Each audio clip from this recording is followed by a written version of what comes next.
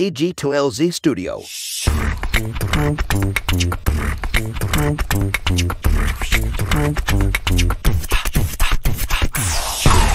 Selamat pagi, siang, sore, atau kapanpun waktu yang teman-teman pakai untuk mendengarkan podcast ini. Kembali lagi bersama saya, Panji. Dan kali ini sudah bersama saya adalah Safania Romas. Beliau adalah energi system designer di sebuah tech company, salah satu tech company terbesar di Amerika Serikat. Dan juga saat ini lagi ngerunning, nanti kita akan bahas ya bisnisnya, yaitu Collectively Social. Halo Safa, apa kabar? Halo Panji, baik. Apa kabar? Ya, baik juga. Alhamdulillah, baik. Dan mensyariahkan saham masyarakat. Jadi kita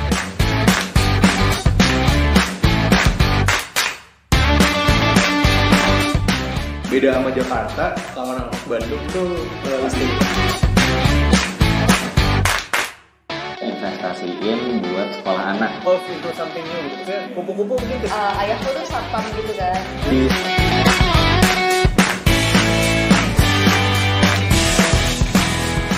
Tadi bener ya perkenalan aku ya, kamu kerja sebagai energi system designer dan juga lagi ngerunning bisnis Collectively Social gitu. Dan dua-duanya based di Amerika. Kalau Collectively Social, ya belum best di Amerika mungkin, tapi mungkin best in Baltimore City.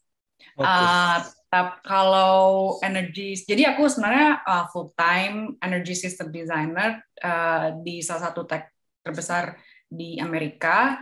On the side, I have my side company, kind of like a side hustle, namanya Collectively Social yang bergerak di bidang digital marketing services. I see. Mungkin kita akan ngebahas dua hal tersebut ya, tapi aku pengen tarik mundur dulu gitu. Kamu kan orang Indonesia, tapi sekarang bekerja, berkarir, dan juga entrepreneurship di US kayak gitu ya. Spesifiknya di Baltimore ya berarti ya? Iya, aku sekarang tinggalnya lebih di Columbia, Maryland. Tapi kalau sebenarnya sih work from home kalau sekarang. Iya, jadi work from anywhere, I can do that too. Oke. Nah, aku pengen tahu bagaimana kamu bisa sampai tinggal dan berkarir di sana. Apakah sebelumnya memang keluarga di sana atau lahir di Indonesia atau bagaimana? Mungkin bisa diceritain background-nya gitu sedikit. Boleh, sebenarnya panjang banget nih. Okay. Aku sebenarnya lahir, jadi aku lahir di Jakarta, tapi keluargaku pindah ke Singapura waktu 2008, krisis 2008. Jadi pindah ke Singapura dan menetap di sana sampai sekarang. Semua keluargaku masih di Singapura, cuma aku doang yang di sini sendiri. Waktu 2012 aku pindah ke US untuk kuliah. Jadi awal mualnya tuh kuliah dulu, terus aku kuliah di bidang chemical engineering, tapi lebih ke tepatnya environmental. Jadi itu lebih ke branch environmental engineering di namanya University of Maryland, Baltimore County.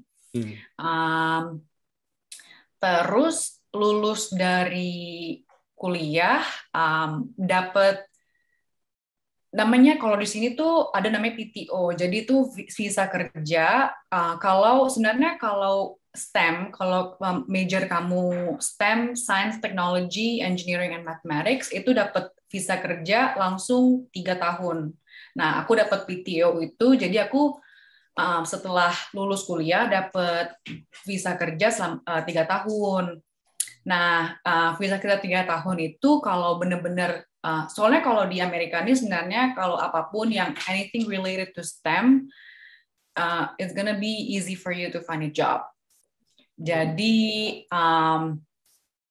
itu salah satu tips sih kalau kalau misalnya mahasiswa di Indonesia yang mungkin lagi pengen cari-cari kerja di US, kalau mereka STEM dan ada skill segala macam, trust me, it's gonna be easy for you here untuk find a job. Terus ya sampai sekarang lah aku kerja. Kalau Collectively Social itu mulainya 2019 sebelum pandemic. Nah, pas pandemic itu jadi booming karena kan orang-orang bisnis small businesses pindah dari offline ke online. Nah, mereka butuh banget nih service digital marketing, terus kayak social media. Mereka butuh bantuan karena jujur mereka tuh sebelum pandemic kan semuanya customer mereka taunya dari namanya brick and mortar. Mereka ada brick and mortar dan taunya pasti dengan jalan-jalan, word to mouth. Nah, selama pandemic they have no choice to go online. Nah, mereka butuh help dari collective to social untuk kayak market dia punya bisnis. Nah, pas pandemic sebenarnya tuh collectively social booming banget. Karena itu. Jadi until now I'm doing really well. Oke. Ya, mungkin nanti aku akan sedikit atau banyak mungkin ngebahas masalah collectively social ya, karena aku juga melakukan atau sering ngisi kelas gitu ya untuk teman-teman UMKM di Indonesia, bagaimana digitalisasi produk mereka. Karena aku sendiri kan bergerak di bidang, aku background engineering sebenarnya, teknik fisika. Kalau kamu dari teknik kimia atau lebih spesifik turunannya dari teknik lingkungan, aku di teknik fisika. Tapi aku juga agak nyebrang dan lebih banyak di digital dan di IT lah, seperti itu. Nanti aku akan tanya juga terkait dengan gimana sebenarnya market Amerika ya kalau terkait dengan internet marketing atau digital marketing. Cuman sebelumnya aku tadi tertarik terkait dengan background kamu bahwa keluarga di Singapura 2008 pindah ke Singapura dan kamu 2012 memutuskan untuk pindah ke US untuk menempuh kuliah teknik kimia lah ya, chemical engineering. Nah, itu yang mendasari apa ya? Apa karena memang gue dari SMA jago science gitu. Terus gue pengen ke Amerika, gue nyari jurusan yang susah gitu loh. Bukan yang kayak bisnis atau misalnya komunikasi atau kayak gitu. Kamu malah ambil ya engineering gitu. Dulu jujur waktu SMA aku tuh nggak tertarik, nggak ngerti apa-apa ya. Jadi aku cuma tahu satu, aku mau tinggal di Amerika dan mau jauh dari orang tua. Jadi biar ada pengalaman. Jadi dulu aku tahunya tuh cuma itu, aku mau tinggal di Amerika, mau sekolah di Amerika, dan mau ngambil banyak pengalaman dari teman-teman dan mau dapat kayak teman-teman orang Amerika.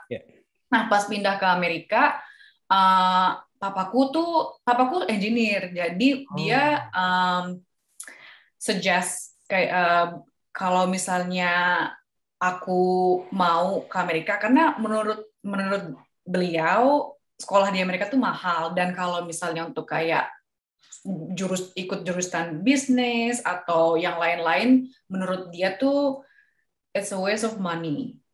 Jadi kalau dia mau sekolahin aku ke Amerika, tapi harus engineering. Jadi I have no choice. I had no choice. Jadi aku nggak ada pilihan untuk kayak pilih chemical engineering. Sebenarnya sih ada 3 di kuliah aku ada 3 jurusan untuk engineering itu.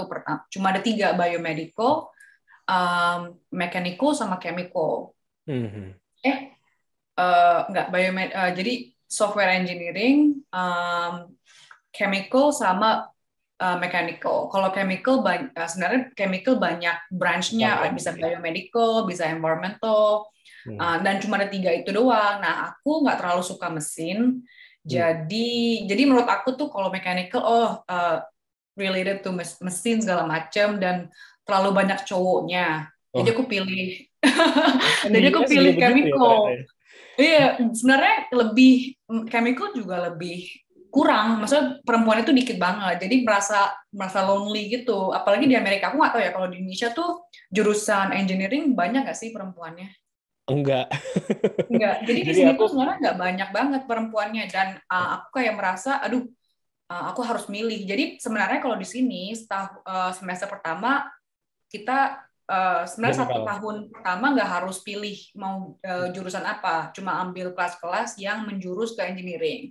Jadi tahun pertama aku ambil kelas-kelas engineering, baru tahun kedua pilih mau pilih software engineering atau mechanical engineering, chemical engineering. Nah, aku bingung tuh pilih yang mana. Jadi aku ya udahlah pilih aja chemical, dan jujur susah banget dan merasa menyesal pilih itu karena mungkin teknik mesin lebih gampang dibandingkan teknik kimia, karena kimia lebih banyak kayak main di lab segala macam. Kalau teknik mesin kan lebih banyak kayak group project segala macam, dan mungkin juga software engineering lebih banyak prospek untuk bikin project-project yang keren gitu. Tapi waktu pada saat itu lebih banyak kayak teman-teman perempuan aku yang menjurus ke teknik kimia, jadi aku kayak udahlah ikut mereka aja, nggak mau sendirian di jurusan lain gitu. Jadi sebenarnya sih dari itu, dan dulu pengen banget kayak masuk ke bidang kerja di oil and gas companies, any oil and gas companies. Tapi mungkin semenjak lulus pas nyari kerja, sebenarnya aku jujur nggak dapet kerjaan di oil and gas companies. Dan kan kalau waktu aku lulus tuh kita kan pilih mana aja ya, apply mana aja, apply semuanya, dan alhamdulillah yang dapet di company sekarang. Company lain sebenarnya nggak dapet, malah company besar dapet. Oh, I see. Iya. Berarti tadi awal muasalnya pindah ke Amerika karena pengen cari kuliah, pengen banget ke Amerika dan pengen jauh dari orang tua, gitu. Iya. Itu lucu banget sih. Dan terus kuliah, masuk ke engineering yang mau dibeasiswain orang tua maunya engineering, dan ternyata lebih banyak teknik kimia yang peminat perempuannya seperti itu. Iya. Kalau di Indonesia, aku nggak tahu di kampus lain ya, cuman kalau di kampus aku itu teknik kimia salah satu yang paling sulit sih memang. Aku satu rumpun kalau di fakultasnya tuh, Fakultas Teknologi Industri itu ada 3 jurusan. Satu teknik fisika, teknik kimia, sama teknik industri. Ada 3 jurusan itu gitu. Dan yang kelihatannya yang paling sulit adalah si teknik kimia. Dan memang yang sama mungkin ya behaviornya ya atau demografinya, di teknik kimia paling banyak perempuan. Kalau di teknik fisika tuh satu angkatan aku cuman 20 mungkin dari 100 gitu. Kalau di teknik mesin setahu aku tuh cuman kayak satu angkatan dari 100 mungkin kayak 2 orang yang cewek kayak gitu ya. Iya, kimia banyak sebenarnya, mungkin karena enggak berimbang lah. Iya, jadi itu sih sebenarnya karena cuma aku nggak tahu ya jurusan mana, tapi menurut aku pribadi jurusan yang paling susah tuh fisika. Oh. Menurut aku kimia paling susah. Fisika paling susah karena aku mungkin kurang suka, dan aku nggak bisa benar-benar dan untungnya kalau kimia nggak harus ambil banyak kelas fisika, cuma 2 fisika doang. Nah mungkin itu salah satu kenapa aku pilih kimia. Ya. Kita kebalikan berarti. Aku nggak suka kimia, makanya ambilnya teknik fisika kayak gitu, jadi nggak ambil teknik kimia. Oke. Nah, aku pengen menyoroti ini karena kemarin di podcast di episode sebelum podcast, mungkin nanti ini rilisnya minggu depan, jadi 2 episode yang lalu aku sempat ngobrol dengan ada salah satu orang Indonesia juga yang lagi sekolah di Jerman kayak gitu. Perempuan juga, dan dia juga cukup aku pengen ngulik dia terkait dengan women in STEM ya, specifically di Jerman. Aku pengen tahu kalau di Amerika sendiri proporsi women in STEM itu bagaimana ya, atau spesifik misalnya yang tertarik dengan engineering atau STEM in general gitu. Karena kalau di Indonesia kan masih minim ya, dan banyak kampanye atau campaign terkait dengan ayo cewek-cewek pada ambil engineering, pada ambil STEM kayak gitu. Kalau di kampus kamu atau di Amerika in general, kalau kamu bisa cerita nggak terkait itu? Kalau women in STEM sebenarnya untuk sekarang jujur masih sedikit, tapi sudah lebih baik daripada sebelumnya. Dan karena mungkin itu juga banyak kampanye yang untuk perempuan-perempuan masuk jurusan ke STEM, karena mereka kan butuh diversity, nggak mau kan semuanya kayak cowok. Mereka butuh kayak sebenarnya diversity itu bagus loh. Jadi kayak misalnya kita di salah satu company dan ada perempuannya dan ada laki-lakinya juga, cuma lebih kayak inovatif kalau misalnya ada pikiran dari salah satu perempuan juga, nggak semuanya laki-laki. Jadi mungkin salah satu kenapa di Amerika tuh sebenarnya kuat banget kampanye-kampanye untuk perempuan yang terjun ke STEM. Tapi STEM nggak harus engineering, bisa juga kayak science, kedokteran, atau enggak matematika, terus juga STEM, teknologi, engineer, ya tech kayak software engineering segala macam. Jadi nggak cuma engineering juga, tapi bidang-bidang lain juga mereka masih terus kampanye untuk perempuan-perempuan masuk terjun ke bidang ini. Cuma kalau untuk kedokteran, menurut aku udah terlalu banyak juga sih perempuannya dibandingkan teknologi, engineering, dan matematika. Karena di sini nursing hampir 90%-nya perempuan. Iya, nursing. Tapi nursing di sini sebenarnya juga susah. Lebih susah menurut aku kedokteran di sini kayaknya sekolahnya panjang kan. Kalau di Indonesia panjang juga nggak? Ada apa sih namanya ya setelah ada koas sih kalau di kita kalau nggak salah. Jadi kayak ada Iya, nah kalau di sini misalnya nurse practitioner tuh 4 tahun S1 dan mereka harus S2. Jadi nursing tuh udah hampir-hampir mirip sama dokter. Nursing tuh kalau di Indonesia keperawatan kan ya jatuhnya ya? Perawatan, iya perawatan. Nah di sini perawatannya susah. Jadi 8 tahun nurse lebih ke nurse practitioner. Jadi mereka ada division lain, jadi bisa nurse practitioner atau enggak register nurse. Cuma sekolahnya lebih susah dan lebih mahal biasanya. Nah kalau kedokteran. Tapi kalau di situ udah lebih banyak perempuan ya, memang ya. Secara nature-nya juga kalau di Indonesia kayaknya keperawatan lebih banyak perempuan sih. Iya. Kalau kedokteran mungkin di sini udah lebih banyak perempuannya dibandingkan teknologi, engineering, matematika. Jadi kenapa mereka lebih fokus ke industri si teknologi ini karena emang perempuannya tuh masih sedikit banget. Dan menurut aku banyak banget sih kayak beasiswa untuk perempuan-perempuan, terus funding untuk perempuan-perempuan, dan juga kayak support system gitu untuk kayak cariin kerja atau enggak. Ada juga di sini kalau di kampus aku kita ada namanya itu kayak counseling center untuk perempuan-perempuan di STEM karena jujur sekolahnya lumayan stressful dan perempuan kan lebih kayak misalnya aku dulu tuh lebih kalau misalnya aku nggak dapet nilai bagus bakal kayak sedih banget nangis dan si counseling center ini kayak help women in STEM yang kayak ayo kita jangan sedih kita gini lebih kayak counseling center tapi untuk specifically women in STEM.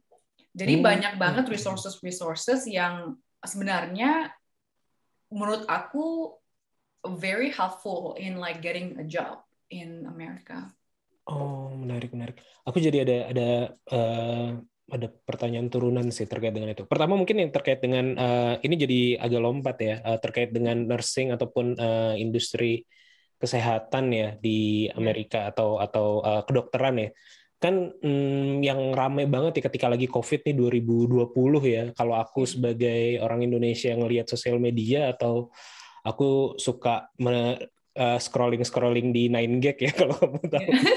Di 9gag gitu kan salah satu yang sering disorotin adalah misalnya kejadian di Amerika terkait masalah COVID. Satu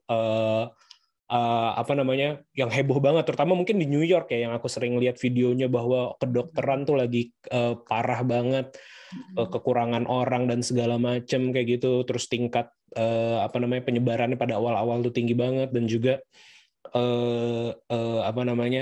antara orang yang percaya COVID dengan tidak percaya COVID juga cukup berimbang sehingga pemerintah agak perlu effort yang lebih untuk kampanye vaksin apa segala macam. Kalau menurut pengalaman kamu apakah itu terjadi juga di area kamu atau secara general di Amerika? Karena yang aku tahu kayak terutama yang cukup keras ya kayak di New York yang kayak gitu-gitu kan ya. Kalau di daerahku yang kayak kedokteran ya. Kalau misalnya kayak nursing kayak mental, apa sih tadi pertanyaannya? Kayak apa namanya? Apakah kejadian ketika COVID lagi melanda ya? Apakah sebegitu hektik juga kejadiannya gitu di daerah kamu, kayak sakit penuh, terus juga kekurangan tenaga medis? Apakah itu terjadi juga gitu? Iya, kalau di tempat aku sebenarnya nggak terlalu separah New York, karena New York kan lebih kota padat ya, dan orang tinggalnya, kan aku lebih di suburban-nya Amerika, jadi tinggi, tapi nggak separah New York, LA, dan kota-kota besar lainnya. Tapi masih termasuk parah sih, kita masih harus kayak di rumah, dan untuk kayak tes COVID test itu tuh butuh waktu yang lama, dan kadang nggak dapet gitu, tapi nggak separah New York atau enggak LA atau SF. I see. Nah, kalau tadi kamu cerita, pas lagi di Amerika, itu kan berarti kan ketika kamu hijrah lah ke Amerika 2012, itu berarti sendiri kan ya? Iya, sendiri. Dan apakah sebelumnya kenapa memilih di kampus yang kamu pilih di Baltimore? Apakah udah ada referensi dari Indonesia, dari Singapura pada waktu itu? Terus kira-kira kalau mau masuk situ tuh apa sih sebenarnya syaratnya ya, kalau untuk orang-orang, misalnya orang Indonesia gitu lulus SMA, gue pengen lah cabut nih kayak Safa gitu, US. Iya, boleh. Sebenarnya kalau misalnya aku ulang lagi ya, apply ke sini. Kalau aku kan jujur lumayan privilege, kayak orang tua aku, mereka mau sponsorin aku tinggal di sini. Tapi kalau misalnya bisa diulang lagi sih, sebenarnya aku bakal kayak apply International Student Scholarship. Ada namanya Fulbright. Mungkin aku bisa share ke Panji juga, kayak orang-orang bisa kayak apply kayak scholarship ini. Kalau untuk in general, international student tuh nggak bisa nge-apply scholarship, American scholarship. You have to be a citizen, harus warga negara Amerika yang nge-apply any scholarship di Amerika. Tapi ada salah satu scholarship yang khusus untuk international. Iya, dan aku suka scholarship ini. Aku nggak di-sponsor sama scholarship ini ya. Cuma menurut aku this is a very good resource, karena kalian nggak harus pulang ke negara masing-masing. Karena kan kalau misalnya aku pribadi, aku sekolah di Amerika, goals aku sih pengen kerja di Amerika. Aku nggak mau pulang ke Singapura atau kerja di Indonesia. Goals aku mau kerja di sini dan menetap di sini, dapat gaji di sini, dan seterusnya. Nah, biasanya kalau dapat scholarship dari Indonesia atau dari Singapura, ada salah satu requirements yang habis lulus harus pulang. Nah, scholarship ini namanya Fulbright. Dia boleh mahasiswa kerja di sini, pas lulus boleh dapat kerja di sini juga. Nah, itu salah satunya. Kalau aku dulu pindah ke sini, awalnya milih UMBC. Jadi singkatannya UMBC itu karena kita ada kayak family friend yang tinggal deket banget di UMBC. Jadi mungkin karena orang tua aku kan masih kayak, aku masih 2012, umur aku tuh masih 17 tahun. Kebayangkan sekarang umur berapa. Dan masih 17 tahun, dan kayak orang tua aku pasti juga mikirnya, ini gila banget ya, aku ngirimin anak aku sendiri ke negara yang nggak pernah. Waktu itu orang tua aku datang ke sini untuk vacation, untuk kayak liburan tahun 2012, dan nggak pernah kan ke sini. Dan itu pas tahun itu juga bakal kirimin aku untuk sekolah kuliah di sini, tinggal sendiri di sini, dan nggak tahu lingkungannya sama sekali. Jadi orang tua aku, mamaku ada kayak kenalan dulu waktu masih kecil-kecil, kebetulan tinggal deket banget di UMBC sini dan bisa kontrol. Itu sih sebenarnya kenapa milih. Kalau aku sih ya di mana aja boleh lah. Kalau orang tua aku mau di UMBC sini, dan juga UMBC ini menurut aku karena kan kampusnya kampus kecil, jadi harganya nggak terlalu mahal. Oh, I see. dibanding college-college yang lain. College itu lumayan mahal dan UMBC ini termasuk yang nggak terlalu mahal dibanding college-college lain. Jadi itu salah satu juga alasan kenapa pilih UMBC. Oh, Dan kalau mau masuk sebenarnya sih apply. Jadi tuh pertama harus ambil tes dulu, tes SAT namanya. SAT karena aku datang dari Singapura, jadi nggak harus ambil TOEFL. Jadi kan kalau mungkin datang dari Indonesia harus ambil TOEFL dan SAT. Nah pas lulus SAT dan TOEFL itu bisa langsung apply ke UMBC, kirim semua kayak ijazah SMA, terus SAT score sama TOEFL score ke UMBC, ke admission office, dan dari situ nanti mereka proses. Dan jujur menurut aku kayaknya nggak terlalu susah. Mereka lebih kalau tempat mungkin university lain lebih susah, dan kalau menurut aku jujur UMBC nggak terlalu susah. Dan itu cuma satu the only university that I applied to. Oh, jadi berarti langsung keterima di situ juga Iya, lah langsung gitu ya. keterima. Ya. Sebenarnya itu risky sih, kayak misalnya cuma satu doang yang apply, karena aku ngobrol sama teman-teman aku kan, kamu apply di mana lain? Aku apply banyak. Terus aku bilang, aku cuma apply satu. Hah? That's very karena risky banget kan, kalau misalnya nggak dapet, terus aku mau kemana? Iya. Dan kalau di sini tuh udah biasa banget. Iya, udah biasa banget. Mungkin sistemnya lumayan beda ya. Kalau di Indonesia, mereka sebelum masuk kuliah harus tahu jurusan apa. Kalau di sini nggak harus tahu jurusan apa. Yang penting masuk aja udah. Habis itu pas udah masuk kuliah bisa pilih jurusan sendiri. Ya. Menarik. Oke, nanti aku akan ada balik lagi mungkin ya terkait dengan keamerikaannya kayak gitu. Cuman aku pengen ngebahas terkait dengan title kamu atau profesi kamu nih, energy system designer. Nah, sebenarnya itu apa sih sebenarnya, itu benda apa? Sebenarnya energy system designer tuh ngedesain solar aja sih, solar PV sama baterai. Jadi kayak apa sih, battery pack, battery storage. Jadi aku sebenarnya itu aja sih, kayak cuma namanya lumayan. Jadi itu desain PV solar sama battery storage. Ya. Oke.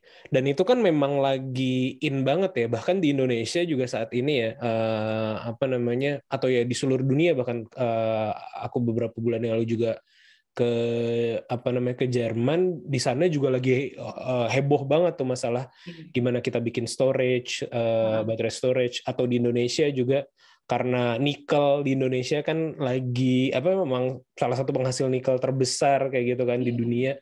Makanya lagi in banget kan masalah ini gitu. Battery storage. Nah, apakah itu berkaitan dengan apa yang kamu pelajari di kampus? Makanya kadang-kadang orang, kok ini aneh banget, kayak nggak sama sekali, karena kan lebih kayak ke elektronik ya, lebih electrical engineering. Jadi iya, nggak sama sekali sih. Jadi semua pelajaran yang aku pelajari, mungkin kalau matematika iya, cuma kalau semua pelajaran kimia yang berjam-jam di lab tuh semua I don't use it. Tapi apa take away-nya gitu? Apa yang kamu lihat ke diri kamu, kira-kira kenapa gue apply dan bisa diterima di posisi ini? Apakah dulu apply-nya in general aja, nanti tergantung penempatan gitu, atau bagaimana, bisa diceritain? Oh, kalau itu jujur, jadi di mana? Jadi kan aku it's a very good question, karena waktu aku kuliah di UMBC, kita ngambil salah satu kelas namanya Geographic Information System. Oke, GIS ya. GIS ya. Nah, itu aku suka, kayaknya itu kelas tersuka yang aku, itu my favorite class, my favorite class. Dan ada salah satu di mana aku pengen banget kayak jadi GIS analyst. Aku nggak mau kayak jadi engineering, aku mau jadi analyst, GIS analyst. Dan nyari nggak keterima. Dan kalau internship aku udah keterima GIS analyst gitu, karena aku benar-benar suka Geographic Information System, dan menurut aku bidang itu sangat berkembang di Amerika. Iya, betul. Dan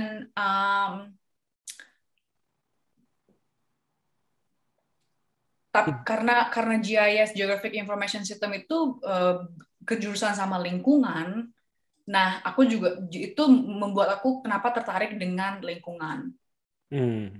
Jadi sebenarnya sih itu kayak misalnya kenapa karena mungkin pas aku kuliah aku mikirnya aku bakal kerja di oil and gas nih, tapi selama aku mikir kayaknya this industry is not gonna be sustainable, karena bakal banyak banget orang-orang yang mencari inovasi untuk save the earth, kayak misalnya save the environment, dan menurut aku oil and gas is not gonna be sustainable.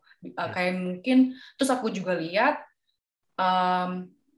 karena kan papaku tuh kerjanya di oil and gas, dan aku lihat tuh banyak banget kayak di waktu zaman itu di Singapura orang yang kena laid off di bidang oil and gas. 2012 lagi. Iya, drop banget kan. Ya lagi hancur ya. Kayaknya masih sampai 2018 kan. Pokoknya hancur banget gitu loh. Maksudnya nggak kayak naik gitu kan. Nah, terus aku mikir, aduh kayaknya untuk kayak kimia gini-gini nggak bakalan sustainable, dan I'm not gonna get a job if I'm gonna continue like this. So aku fokus untuk kayak bidang teknologi, analis segala macam, dan aku waktu itu suka banget nih sama kelas ini namanya Geographic Information System. Nah, di Geographic Information System ini aku juga belajar tentang kayak coding gitu loh, sedikit banget kayak Python, terus R. R. Data analis ya, sebagai data analis. Iya, analis gitu. Nah, aku lumayan suka, dan kayaknya juga waktu itu aku mikir, I think technology is gonna grow, dan itu sih mulai kenapa aku fokusin sebenarnya lebih fokus untuk lulus kuliah, tapi fokusin juga untuk kayak terjun ke bidang teknologi. I see. Jadi ini menarik sebenarnya buat aku ya, informasi yang menarik ya, karena kalau di kampus aku paling nggak, atau di Indonesia mungkin secara general, kalau orang sudah ambil jurusan misalnya chemical engineering, itu sangat minim kemungkinannya untuk satu, mata kuliahnya mungkin nggak ada yang kaitannya sama Geographic Information System, karena udah langsung fokus. Kalau yang agak kemungkinan ngambil Geographic Information System, kalau di Indonesia tuh ada kayak geodesi mungkin, atau kayak geologi yang lebih spesifik ke arah sana gitu. Dan banyak juga engineering, geodesi engineering ataupun geologi engineering yang lulus dan bekerja di bidang tersebut. Tapi ternyata kalau di Amerika, kalau jurusan aku teknik fisika, memang kita ada sedikit ngoding juga sih, ada belajar ngodingnya juga. Tapi kalau teknik kimia, setahu aku nggak ada sih kalau di kita ya. Jadi relatif agak walaupun judulnya teknik kimia, tapi ternyata yang dipelajari cukup general ya, nggak. Iya, jadi kalau di atau itu mata kuliah tambahan, atau kayak kamu ambil minor ke jurusan lain yang kayak gitu? Enggak, jadi tuh di Amerika ini tuh sebelum kita lulus kita harus ngambil kelas-kelas kayak genet. Itu namanya, jadi kita tetap harus ambil kayak sosiologi, psikologi, kelas-kelas umum lah ya. Iya, kelas-kelas umum. Nah, aku nggak terlalu suka sama psikologi, jadi aku pilih si GIS ini, lingkungan. Dan sebenarnya kan jurusan lingkungan kan ada branch-nya kan, chemical ada biomedical, ada chemical, ada environmental. Nah, aku lebih ke environmental, dan di environmental ini yang untuk ngambil kelas tambahan bisa ngambil namanya Geographic Information System class, dan aku ambil itu. Dan pertama kali ngambil itu cuma basic sih, kayak gimana ngatasinnya, nggak ke analisis. Nah, pas kelas pertama sebenarnya aku kurang suka. Kelas kedua aku benar-benar suka karena lebih kayak kita develop a project sendiri, nanti kita ngomongin ke kelas, ini project aku, kenapa aku milih ini, jadi lebih interaktif. Nah, aku suka banget tuh, kayak sebenarnya aku lebih suka pelajaran-pelajaran tuh kayak gitu, yang kayak interaktif, kayak bikin-bikin project. Nah, ya dari situ juga sih, kenapa pilih GIS. Iya. Itu agak ini juga ya. Aku sendiri kan tadi aku sempat cerita di awal bahwa aku sekarang bisnis di bidang IT. Sebelum masuk ke produk, dulu kita banyak ngerjain project juga gitu dengan government atau juga dengan telecommunication company di Indonesia, dan kita banyak develop atau bukan develop ya mungkin ya, using lebih tepat menggunakan mapping dari perusahaan-perusahaan yang nge-provide GIS ya, Government Information System, kayak gitu kita pakai untuk bikin peta Indonesia atau bikin beberapa titik sensor. Misalnya kalau yang dengan Telkom adalah mereka pengen mengetahui kondisi tata udara di kota-kota besar kayak gitu. Nah, kita pakai mappingnya, tapi di on location kita taruh semacam kayak sensor sehingga kita ngedetect, bisa ngebaca, bisa ada satu dashboard lah dari pusat gitu yang ngelihat, oh ternyata di daerah Jakarta kualitas udaranya sekian, ada beberapa parameter sana, di Semarang seperti ini, di mana-mana kayak gitu.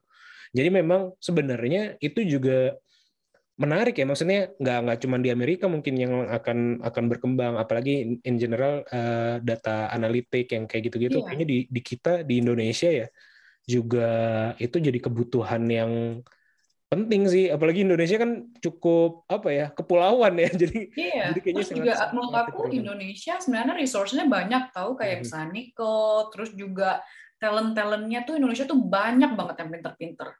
Cuma harus we have to be confident, kayak misalnya harus percaya diri. Jujur menurut aku ya, engineer Indonesia tuh jauh lebih pintar daripada engineer sini.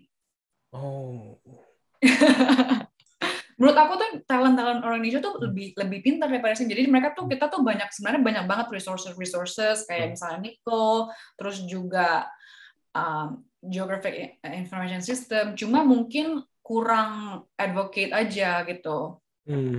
Iya, betul. Nah, nanti aku juga ada pertanyaan terkait itu.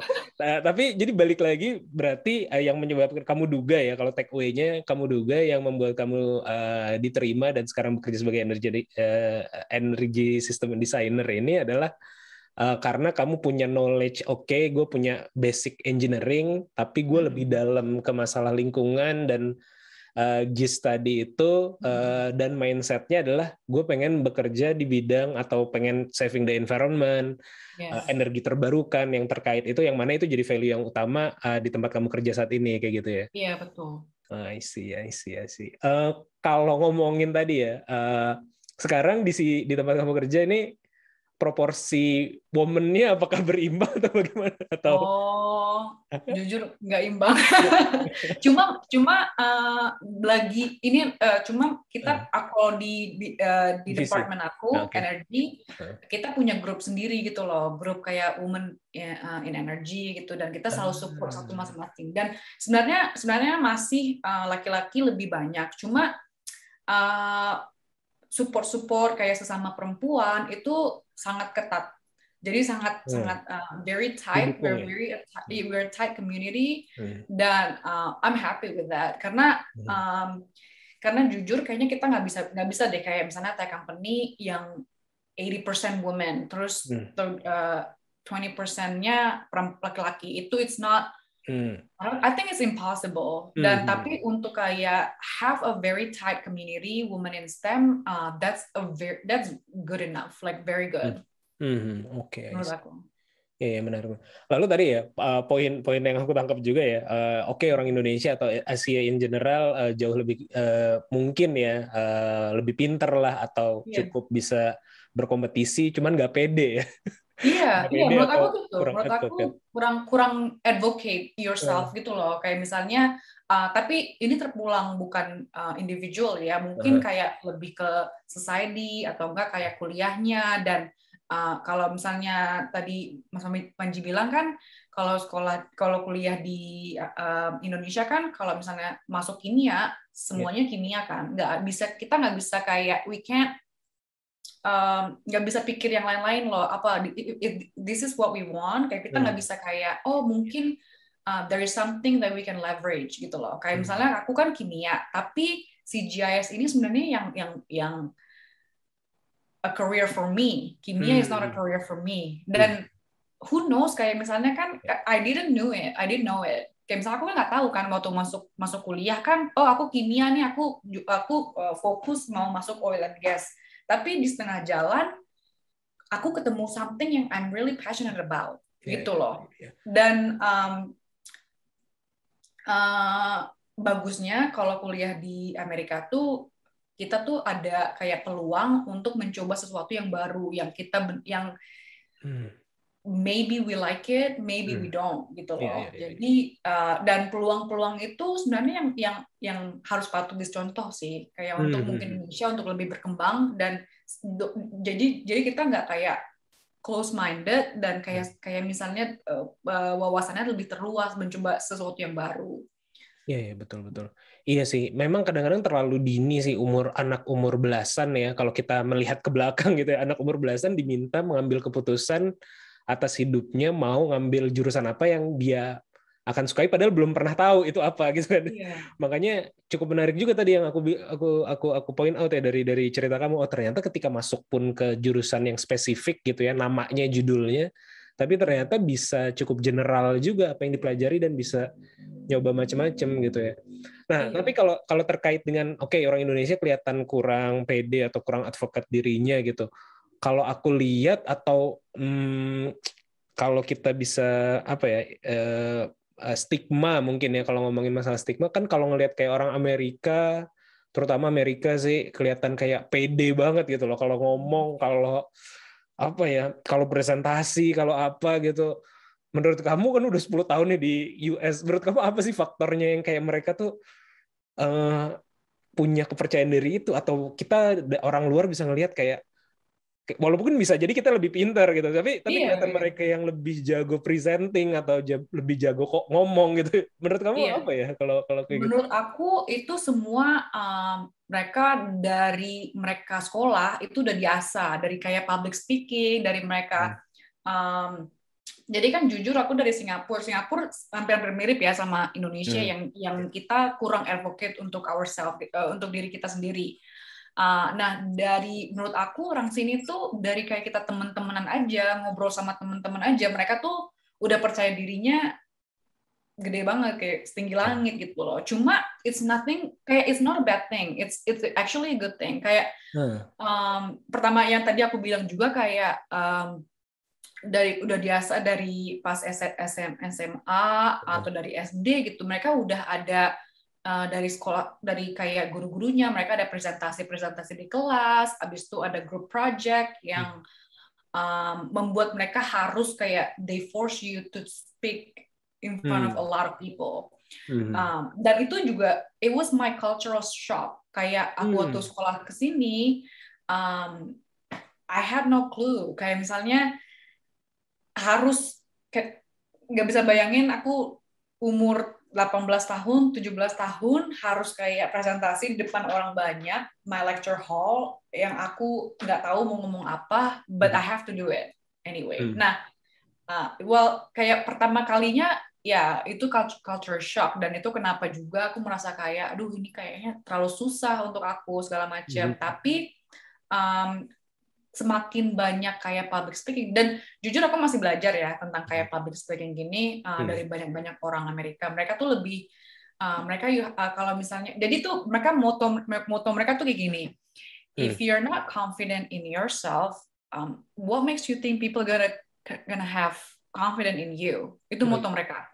Dan menurut aku itu bener juga ya, kalau misalnya aku nggak percaya diri sama aku, orang gimana mau investasi ke aku, investasi ke bisnis aku, gimana orang mau nge-hire aku kalau aku aja tuh nggak percaya sama skill apa yang aku punya, apa yang I bring to the table. Nah, aku tuh suka banget kayak why they think this way, dan mereka juga pikiran-pikiran kayak gini tuh yang dimasukin ke anak-anak mereka.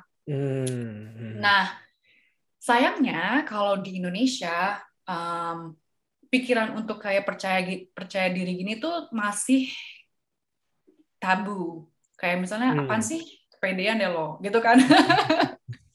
Iya. Dan kayak masih kayak belum kayak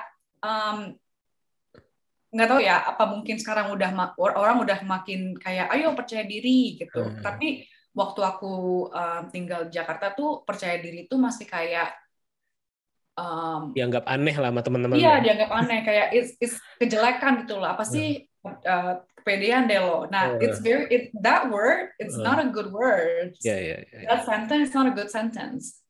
Kan? Iya. Nah, kalau di sini orang ngelihat misalnya teman-teman aku ngelihat aku percaya diri, mereka support. Oh, I love that. You're very confident. You're a confident woman. Dan orang-orang teman-teman aku kayak orang-orang lain pun juga tuh kayak seneng ngelihatnya gitu. Iya, makanya banyak kalau orang Amerika atau orang ya bule in general ya dari Eropa atau Amerika gitu suka bilang orang Indonesia malu-malu kucing kan atau malu lah kayak gitu, karena mungkin budaya mereka udah biasa untuk apa ya, present dirinya ya. Kalau kita kan misalnya kalau di kelas pun tahu jawaban gitu tapi kita malu untuk tunjuk tangan dan rasanya aneh gitu kalau kita gue tahu nih jawabannya, gue pengen tunjuk tangan menunjukkan diri bisa, itu bahkan malu kan rasanya kayak gitu ya. Ternyata mungkin dari situ ya ininya dasarnya ya. Nah, aku pengen ngebahas tadi ya collectively sosial ya. Collectively sosial ini kalau tadi kamu sebut semacam kayak agensi, marketing agensi, spesifiknya digital untuk small business masuk ke dunia digital ya atau internet kayak gitu. Ini gimana awal mulanya nih? Kepikiran ide sama temen kah? Atau misalnya ngelihat ternyata di daerah kamu banyak yang masih konvensional, pengen masuk digital, bagaimana tuh? Awal mualnya, asal muasalnya sih dulu aku aktif di Instagram dan suka foto-foto, jadi content creator segala macam. Nah, ada salah satu influencer company yang reach out ke aku kalau dia punya kayak tech client, app client gitu, aplikasi yang butuh kayak promosi, dibayar sekian. Aku bilang, oh oke lah lumayan. Follower aku juga waktu itu kan nggak banyak-banyak banget, tapi lumayan lah, coba-coba. Terus pas satu post itu banyak lagi nih brands lain yang reach out to me. Nah, mulai dari situ aku bilang, oh social media bisa menghasilkan duit juga ya gitu, walaupun cuma kayak ngepost doang.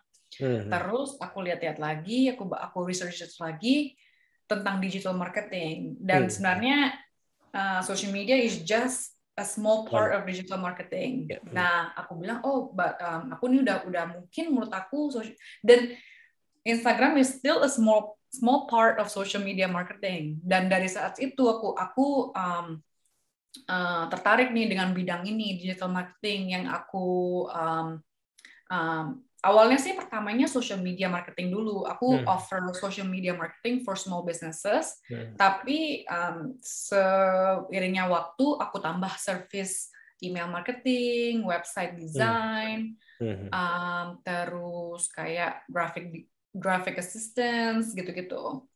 Tapi awal muasalnya dari situ, dari social media marketing, terus di add lagi service-service lainnya. Berarti itu awalnya kan dari service atau jasa yang kamu tawarkan sebagai pribadi ya, maksudnya oke, aku punya followers gitu, numbersnya tertentu, mungkin kalau di US apa namanya cukup besar lah kayak gitu, bisa ternilai cukup besar gitu, atau in general cukup besar. itu kan ke pribadi, lalu ke kolektif sosialnya, apakah itu kumpulan let's say orang-orang yang punya followers, lalu nanti ketika ada campaign kamu sebar ke mereka, atau seperti apa tuh? Maksudnya transformasi dari tadinya penawaran jasa pribadi jadi sebuah ini apa, entitas kah, sudah ada badannya atau memang Udah. masih Jadi project? Collective Social is an LLC. Oh, I see. Ya, LLC. Limited apa kepanjangannya ya? Ya pokoknya udah legal lah ya. Iya, LLC. Tapi waktu awalnya masih kayak cuma jasa pribadi, jasa kecil-kecil. Terus kayak aku ngelihat ada potensi di industri ini, terus aku mulai collectively social company itu, dan pas launch banyak company kecil juga yang reach out to collectively social. Kita dapat inquiries yang hey, sebenarnya lebih ke pandemic sih, mereka mungkin kayaknya kewalahan, mereka nggak tahu gimana caranya. Karena jujur, aku kan tinggalnya di Maryland, di lumayan suburb, dan owners bisnis di sini kan masih lumayan old school. Jadi mereka waktu pandemic ada semua orang harus di rumah, mereka nggak tahu gimana nih harus kayak transisi ke offline jadi ke online, dan mereka kayak mungkin Google search segala macam, reach out to me, hey, mau nggak bantuin aku nih, aku nggak tahu gimana caranya buat social media, nggak tahu, aku nggak punya website, aku nggak punya email marketing. Nah, dari situ aku tambah-tambahin service aku, karena I realized that people need it. Oke. Tapi sekarang sudah nggak sendiri lagi. Maksudnya apakah sesuai namanya nih? Kalau di Indonesia juga lagi banyak apa ya, orang-orang bikin usaha, istilahnya usaha kolektif lah ya, yang mana kalau di kita pemahamannya di Indonesia pemahamannya adalah ya ini bentuknya dari beberapa orang yang sifatnya kolektif. Jadi kalau dipadankan di Indonesia mungkin kayak lebih kayak koperasi lah ya. Jadi kayak lebih ke egaliter, unsur egaliternya antar pemilik atau ya unsur-unsur seperti itulah, unsur-unsur kolektifnya. Apakah ini namanya aja atau memang kamu joinan dengan beberapa teman-teman? Ini namanya aja sih. Cuma aku ada kayak freelancer. Sebenarnya aku ya, jujur aku banyak ngambil freelancer dari Indonesia. I see. Jadi kalau misal pendengar-pendengar sini, kalau pendengar pengobrol bisnis ini ada yang kayak freelance video editor, boleh kirim resume ke aku juga, karena aku suka banget kerja. Jujur aku lebih suka kerja sama orang-orang Indonesia, freelancer. Mereka lebih kayak kreatif dan lebih easy going. I see. Iya, tapi aku itu collective social jujur cuma aku doang, tapi ada juga kayak freelancer kayak lebih ke kontraktor ya, subkontraktor. Oh, I see. Dan tadi yang ditawarkan di sana adalah web design, graphic design, dan juga social media marketing lah ya. Berarti servisnya kayak keseluruhan tuh, kalau orang mau digitalisasi produknya, kamu bisa bikinin Instagramnya, bikinin websitenya, termasuk posting juga kayak gitu. Iya, manajemen dan juga creation, ya. Nah, itu sebenarnya kalau di Indonesia, atau mungkin pandanganku terhadap Amerika yang kayak ngelihatnya terlalu maju gitu ya. Kalau di Indonesia itu banyak tuh yang melakukan bisnis seperti itu gitu. Cuman aku tadinya pikir orang Amerika atau bisnis Amerika tuh udah naturally kayak jago di digital. Tapi ternyata kalau ada service ternyata enggak juga ya. Masih orang-orang masih butuh bantuan itu sebenarnya.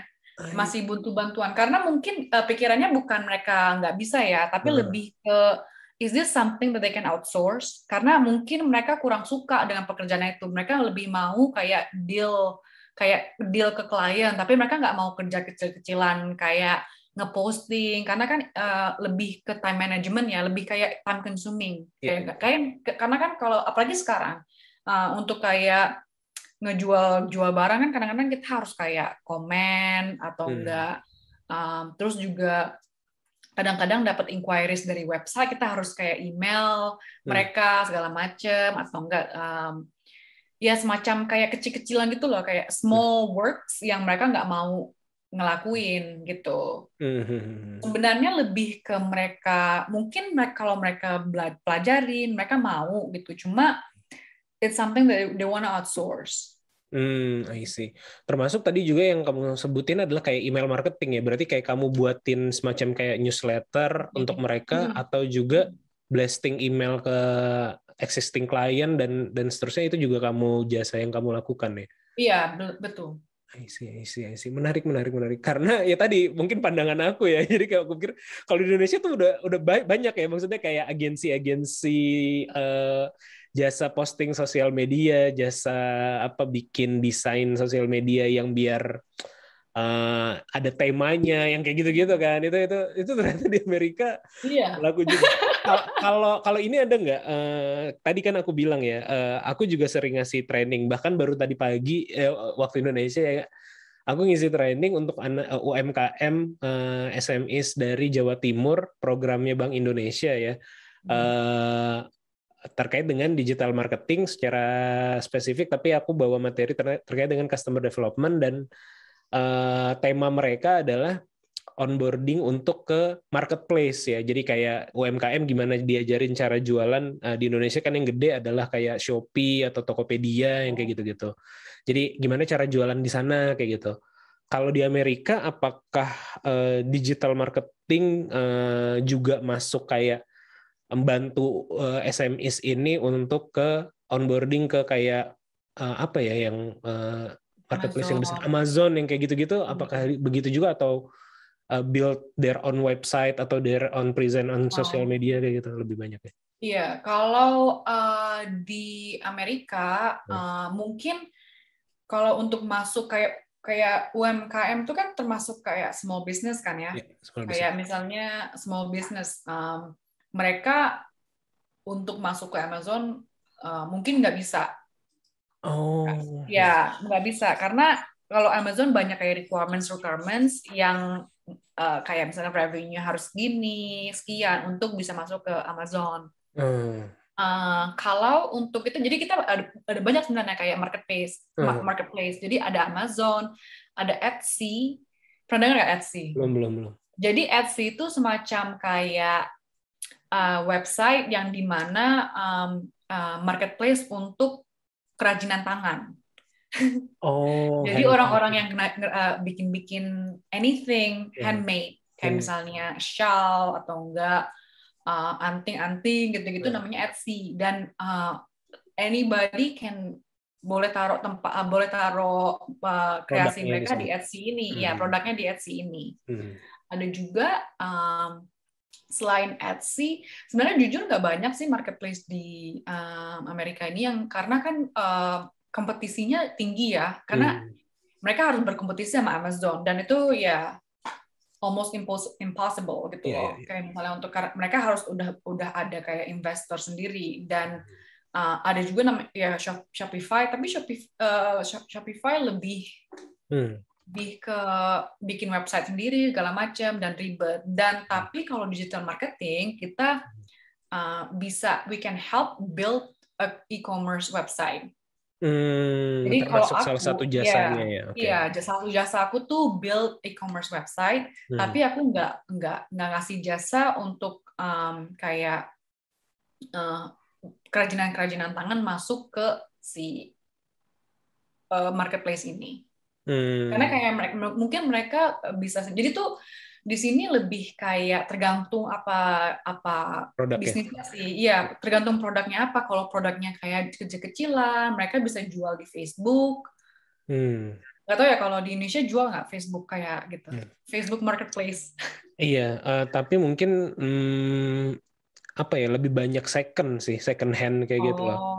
Jadi jatuhnya kayak Facebook Marketplace itu untuk second hand. Tapi kalau kayak yang brand new gitu, Instagram it's a thing sih, dan juga marketplace ya. mungkin sekarang filternya ya di Shopee atau di Tokopedia kalau di Indonesia tidak seberat Amazon ya, mungkin karena juga masih mereka mencari market kan, jadi tidak terlalu memfilter siapa saja. Sebenarnya siapapun bisa jualan, mungkin lebih kayak Etsy ya. Tapi Iya, kalau di Tokopedia atau Shopee kan produknya lebih beragam gitu, lebih banyak gitu.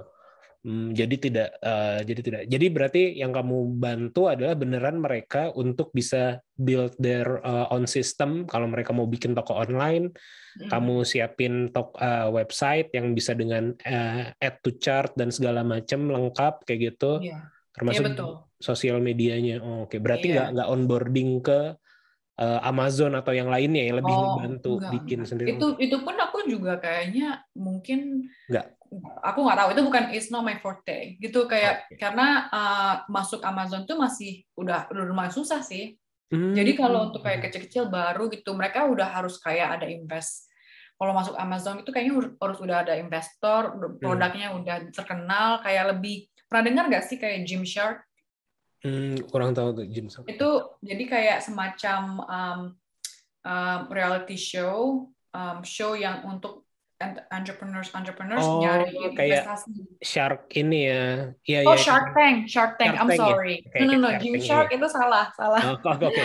Ya, Shark Tank. Shark Tank. Iya, Shark Tank. Jadi jadi kayak bisnis Shark Tank bisa masuk ke Amazon. Cuma kalau untuk kayak bisnis kerajinan tangan masuk Amazon mungkin belum bisa. Oke, berarti yang kamu sasar adalah si collectively sosial ini lebih banyak kayak bisnis rumahan ya awalnya. Mungkin boleh diceritain kliennya nih tipikalnya kayak gimana aja gitu, atau industrinya gitu. Iya, jadi kalau klien-klien kolektif sosial tuh sebenarnya mereka udah established. Jadi mereka ada brick and mortar, ada tokonya, ada juga kayak aku sebenarnya lebih ke kayak kalau untuk sekarang klien-klien aku juga ada kayak support system, lebih ke medium sih, kayak not really small, karena kalau misalnya small kan lebih kayak UMKM kan, kayak bisnis rumahan. Ini kalau klien-klien aku lebih ke bisnis medium, jadi mereka nggak gede-gede banget, tapi nggak kecil-kecil banget gitu. Oke. Contoh-contohnya apa ya? Mungkin kayak apakah bergerak di bidang kecantikan, salon gitu, atau kayak misalnya kayak med spa. Kalau di Jakarta tuh sebenarnya ada kayak med spa gitu tuh. Habis itu juga kayak klinik kayak klinik kecantikan, klinik atau enggak juga kayak salon-salon yang udah ada namanya, terus juga sebenarnya aku nggak ada specific industry sih untuk help them. Aku juga ada kayak klien kayak tech, kayak misalnya mereka startup kayak gitu ya. Iya, kayak startup atau enggak kayak lebih ke B2B tech consulting company gitu. Jadi si klien ini mereka build something for jadi build B2B company support B2B tech support ke company-company lain. Jadi ya itu sih. I see. Menarik. Mungkin setelah ini gitu, aku kebetulan kan tadi aku bilang aku bisnis ya. Dan sekarang lagi produk yang lagi kita kembangin banget, atau yang lagi in banget saat ini tuh kita nyebutnya namanya Kiwi ya. Kiwi itu aplikasi antrian, tapi nanti ini aku cut ya obrolan karena terlalu dragging. Aplikasi antrian itu aku jualannya ya untuk medium and corporate juga, medium company dan corporate company, big company juga gitu. Kayak kalau big company-nya kayak bank. Jadi Kiwi ini adalah sistem antrian online gitu, atau customer management, customer experience management lah kita nyebutnya gitu. Jadi kayak bisa booking dari jarak jauh, lalu datang langsung dilayani kayak gitu. Dan terus juga kebanyakan dipakai di industri perbankan atau di kesehatan, di rumah sakit, atau juga di pemerintahan. Tapi kita juga punya klien-klien retail kayak salon cukup banyak salon-salon di Indonesia pakai aplikasi kita untuk kayak booking. Kan kalau ke salon perempuan atau cowok ke barbershop males kan kalau datang ternyata antriannya lama kayak gitu kan. Nah, itu kita pakai aplikasi ini jadi datang udah ada bookingannya udah langsung dilayani kayak gitu. Mungkin kalau kalian banyak yang di bidang itu nanti kita bisa kayak cross selling atau bagaimana aku. Iya. Oh, that's interesting. Jadi itu lebih B2B kan? Betul, spesifik B2B. Antrean. Oh, jadi boleh kayak jelasin lagi nggak? Kayak jadi itu kan kalau di sini sebenarnya ada di sini tuh bukan kayak antrian. Jadi lebih kayak ke booking system. Jadi kayak lebih ke appointment-nya jam berapa. Lebih kayak ke appointment system sih, bukan kayak antrian. Itu bedanya apa tuh sama yang kayak booking system? Kita service dua-duanya, kita melayani dua-duanya ya. Jadi sistem kita tuh bisa kayak mungkin ada industri yang bisa spesifik appointment kayak dokter atau mungkin salon kayak gitu. Tapi kayak mungkin kayak misalnya beberapa industri lain kayak layanan publik gitu ya, kayak pemerintah kebanyakan hanya melayani walk-in kan. Jadi yang datang duluan yang dilayanin gitu, nggak bisa pakai booking. Nah, jadi kita nge-serve dua-duanya sih. Lo booking pakai sistem kita bisa, atau ya tergantung si bisnisnya, mereka mau mengaktifkan fitur bookingnya atau mengaktifkan fitur antriannya gitu. Jadi mereka mau handle kayak gitu sih. Jadi sekarang sih kita lagi fokus ke tadi ya, ke perbankan sama karena aku senang jalan-jalan kayak kemarin ke Jerman juga karena kita sengaja ngejar KBRI, Kedutaan Besar Indonesia yang ada di luar negeri kan mereka juga ada traffic ya di sana, ada pengunjung. Jadi aku jualannya ke KBRI nih, jadi lumayan oke, jadi keliling-keliling gitu dapat kesempatan. Gitu. Oh, it's interesting. Nanti mungkin kita bisa kerja sama ya. Iya. Jadi nggak cuma kayak booking, tapi juga karena kan kalau misalnya itu sebenarnya bagus banget sih, karena kalau KBRI ya kebanyakan mereka ngambilnya kan walk-in kayak first come first serve. Tapi antrinya lama banget. Dan antrinya on the spot. Kalau pakai aku kan antrinya bisa dari rumah gitu. Jadi aku ambil nomor antrian dari rumah, nanti kan ada estimasi waktunya kan. Ya ngantri, tapi yang menyebalkan dari mengantri adalah menunggunya sebenarnya kan. Iya betul. Nah, kalau kita nunggunya di rumah kan nggak masalah juga ya. Oke, aku akan dilayaninya jam 2 aku ambil nomor antrian nomor 20 dilayaninya jam 2. Ya sampai jam 1:30 aku masih di rumah dulu baru berangkat kayak gitu kan. Sebenarnya ya kayak gitu tuh bagus untuk restoran-restoran di sini tahu. Soalnya restoran-restoran di sini tuh nggak tahu kenapa sekarang mungkin karena orang bosen di rumah. Jadi sekarang tuh restoran-restoran kayak kemarin aja aku pergi ke satu restoran di dekat rumah, waiting kayak suruh nunggunya tuh 1 jam. Itu udah di situ. Dan kayak misalnya itu sangat tidak worth it. Iya betul. Iya itu belum terlalu sih kalau di aku ya. Tapi kita juga ya bisa sih sebenarnya. Mungkin nanti kita bisa explore lebih lanjut. jadi ngebahas itu. Oke, tadi balik lagi sedikit ya ke collectively sosial. Cara kamu nge-reach out klien bagaimana selama ini? Selama ini mereka reach out to me first. Jadi mereka tanya ke aku, hey aku ada gini, aku mau, misalnya mereka mau bikin logo, mau bikin branding, mereka reach out to me first, send inquiries on a website. Nanti kita kayak bikin discovery call yang aku tanya-tanya, oke, bisnis kamu apa, segala macam. Nah discovery call ini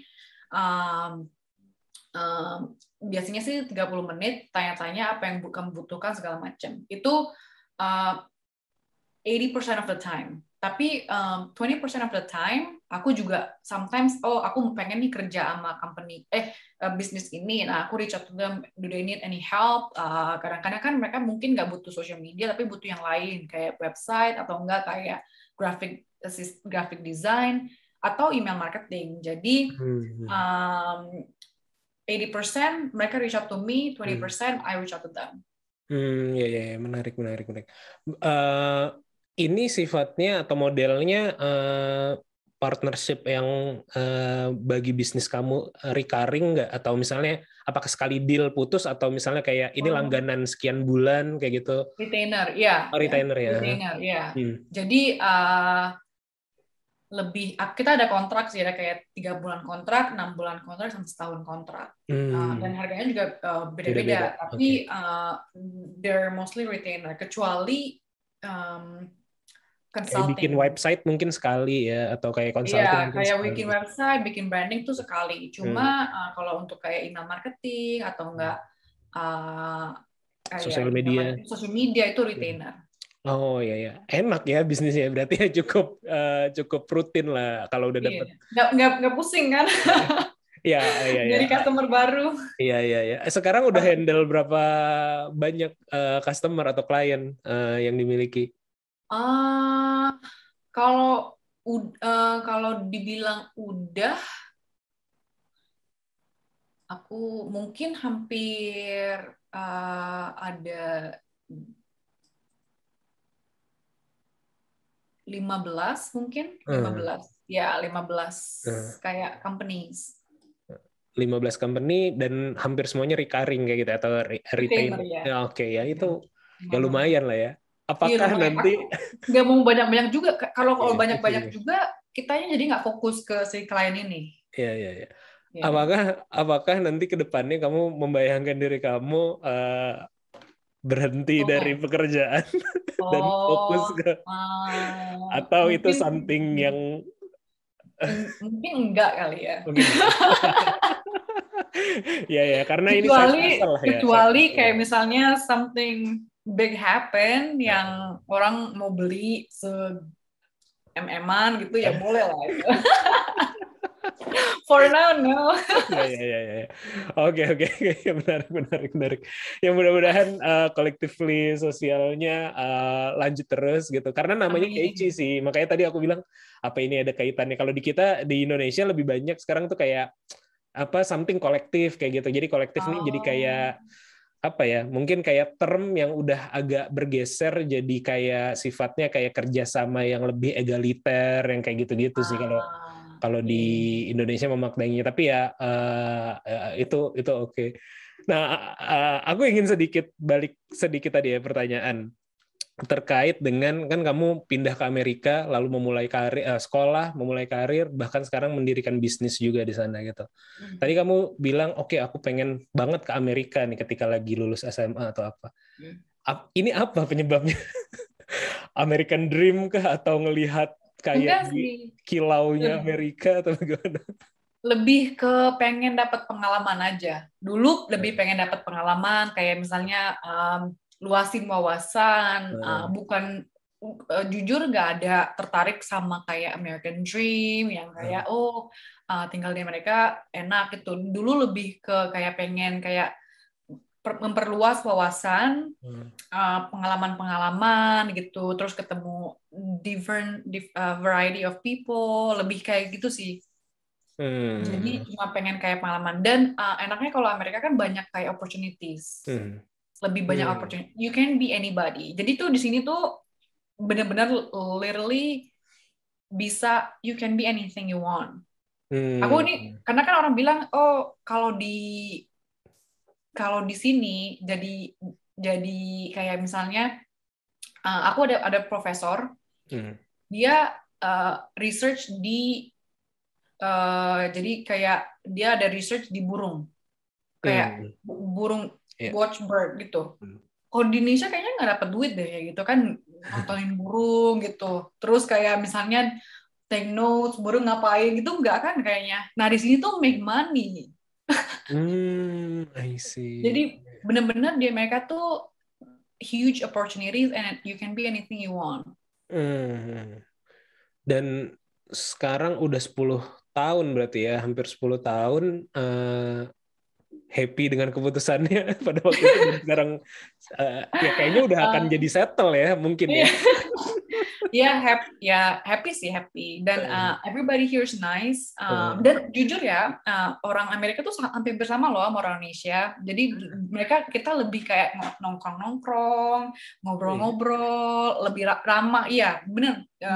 Kalau nggak tahu ya kalau di New York, karena kan kota. Kalau di tempat aku tuh hampir mirip. Jadi kayak orang nongkrong-nongkrong, duduk-duduk, ngobrol-ngobrol, terus bantu sesama gitu.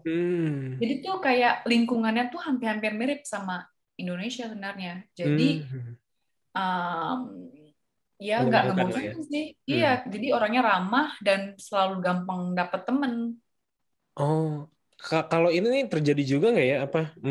Ya tadi lagi-lagi aku ngelihat Amerika mungkin terbatas yang kota-kota besar ya. Kan yang lagi tinggi mereka tuh masalah kayak Asian hatred kayak gitu-gitu ya, kebencian terhadap orang Asia. Apakah di daerah kamu atau kamu sendiri mengalami gitu? Jujur aku nggak mengalami sama sekali. Sebenarnya aku nggak pernah mengalami diskriminasi atau enggak. Jadi selama aku di racism gitu aku nggak pernah mengalami. Kalau aku pribadi aku nggak pernah ngalamin. Cuma kalau orang lain aku nggak tahu. Tapi in general ya it's a concern. Tapi pribadi aku nggak pernah ngalamin.